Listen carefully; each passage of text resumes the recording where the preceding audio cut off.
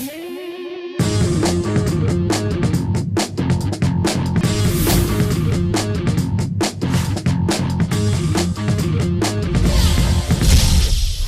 I'm Larry Mendte. Welcome to Jersey Matters.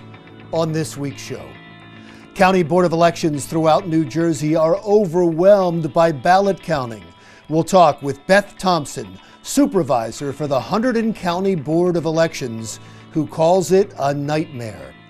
The first treatment for COVID-19 is approved by the FDA, but Lewis Nelson, the Rutgers Chair of Emergency Medicine, isn't so sure about the drug.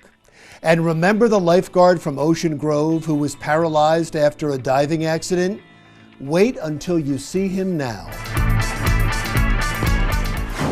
But first, my interview with Beth Thompson, supervisor for the Hunterdon County Board of Elections. Thanks for taking time to do this. As I understand, you're going through an extremely busy period. Talk about the experience. What's happening there? So right now we are doing 3 operations at the same time. We're doing what we would call customer service for all the voters who haven't gotten the messaging about the way that this election is being conducted. We're then receiving ballots either in person or through the drop boxes or through the mail. And then our third operation is actually preparing the ballots after they're validated to get ready to be scanned on election day. So all those 3 things are happening every day. Yes. Until 7 days a week. Yes. 7 days a week? Correct. So you have staff working on Saturday and Sunday. And how many hours would you say that takes a day? So Monday through Thursday, we're working about 14 hours a day. Fridays, we give ourselves a little bit of a break. We only work 9 to 10 hours. And then we're doing 8 to 9 hours on a Saturday and a Sunday. Wow. People must be crazed there. Yeah. I think our families really miss us at this point.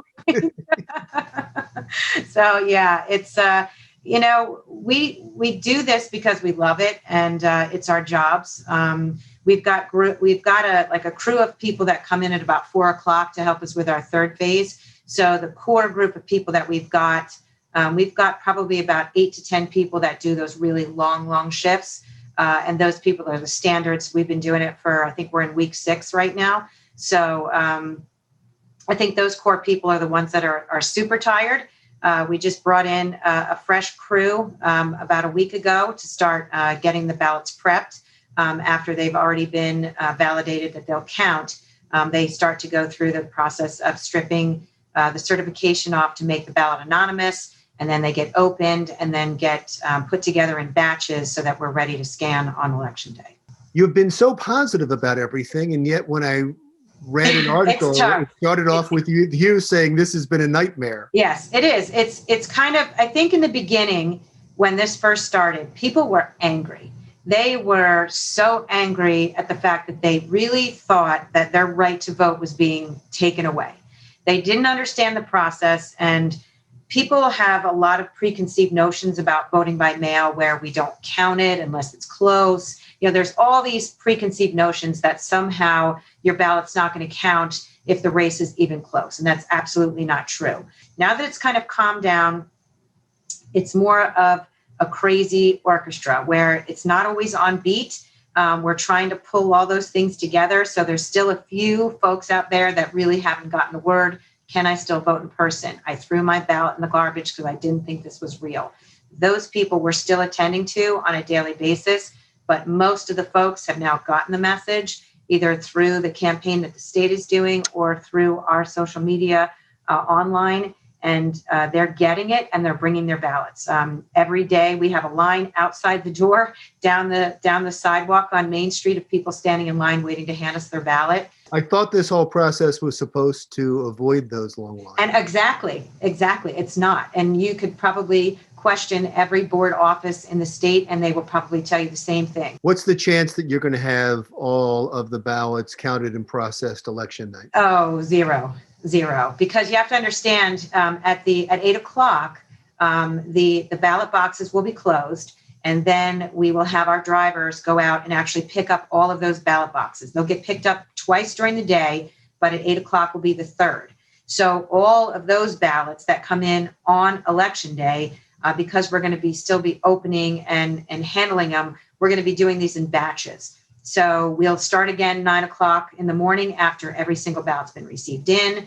And then because of the executive order allowing ballots to come through the United States Postal Service up until November 10th with a good November 3rd postmark, we'll be canvassing those ballots and doing the same thing until November 10th. And then anyone who went to the polls and decided to vote in person on a provisional ballot, we have to then canvass the provisional ballots. So that will start a whole new process on November 11th. And then I believe anyone who had a signature cure who didn't sign their certificate or signature didn't match, they have until November 18th to cure their ballot. So we will certify the election to the county clerk on November 20th. And I think the hardest part of our job, is going to be sending a letter to those people who did not want to vote on a vote by mail ballot, wanted to push a button, and they're going to get a letter saying that their ballot didn't count because they didn't return their ballot in a certificate envelope. They didn't cure their ballot. And that's the worst part of our job. And there's going to be, and I can tell you across the board, every county is going to have this, and we're going to be sending out probably hundreds of letters to people who are going to be very upset. And then again, we'll then add on to that whole conspiracy and that whole negative attitude about voting by mail. Well, God bless you for what you're doing. I can't even imagine what you're going through. The way you described it seems like I don't think anybody else would want to go through that. But no, I don't think so. Not at this point. We all appreciate you. Yeah, I just really want your listeners and your viewers to know that every county out there, we are doing the best that we can, and we are here for you. We understand what your frustration is.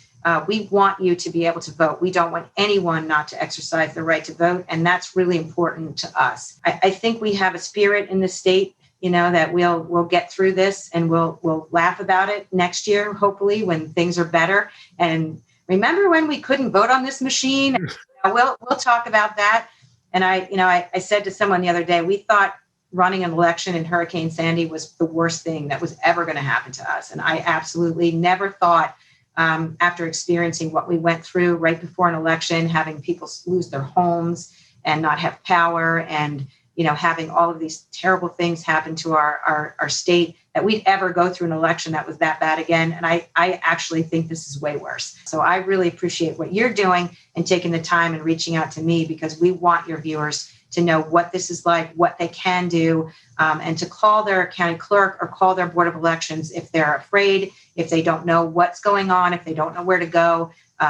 We've got all of our websites are up to date. So we really, really want voters, to vote.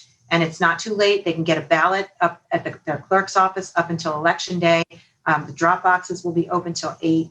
So we really appreciate what you're doing and getting the word out there to the state of New Jersey. That was Beth Thompson, supervisor for the Hunterdon County Board of Elections. When Jersey Matters continues, there are some Jersey races that deserve your attention this election year. We'll talk about them when we come right back.